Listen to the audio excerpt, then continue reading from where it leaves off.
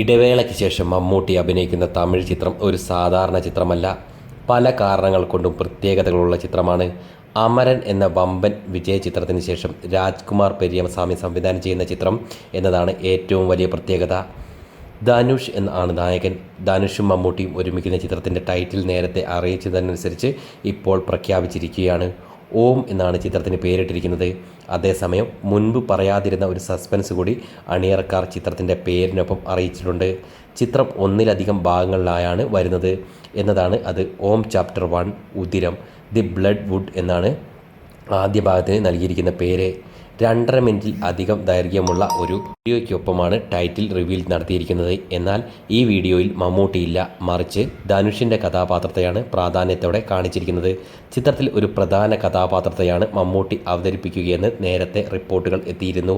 ആ കഥാപാത്രത്തിന് ആദ്യ ഭാഗത്തിൽ കാര്യമായ സ്ക്രീൻ സ്പേസ് ഉണ്ടാവുമോ എന്ന ആകാംക്ഷയിലാണ് ആരാധകർ ഇപ്പോൾ.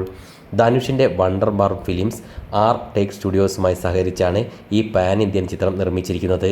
8 വർഷത്തിന് ശേഷം മമ്മൂട്ടി തമിഴിൽ അഭിനയിക്കാൻ പോകുന്ന ചിത്രമെന്ന പ്രത്യേകതയും ഇതിനുണ്ട്.